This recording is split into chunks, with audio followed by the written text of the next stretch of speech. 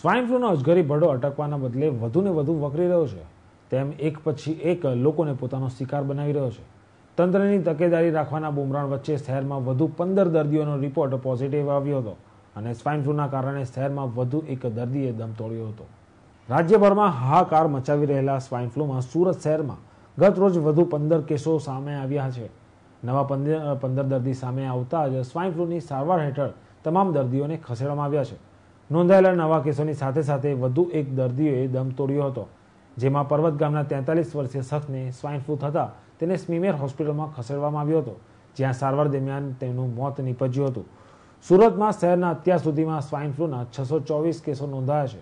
આ ઉપરાંત સુરત જિલ્લા તેમજ અન્ય જિલ્લામાંથી શહેરમાં સારવાર લેનાર દર્દીઓની સંખ્યા મળીને કુલ દર્દીઓનો આંક 757 થવા પામ્યો છે.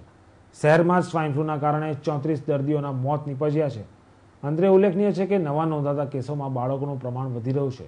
આ અગાઉ પણ હિન્દ ટીવી દ્વારા બાળકો પર વિશેષ ધ્યાન રાખી તેઓને ઇન્ફેક્ટેડ ન થાય તે માટે પૂરતી તકેદારી રાખવા અનુરોધ કરવામાં આવ્યો હતો અને નોંધાતા કેસોમાં ચિંતાજનક રીતે બાળકોનું પ્રમાણ વધી રહ્યું છે, જે જોતા આગામી સમયમાં પૂરતી તકેદારી રાખવી જરૂરી થઈ પડશે.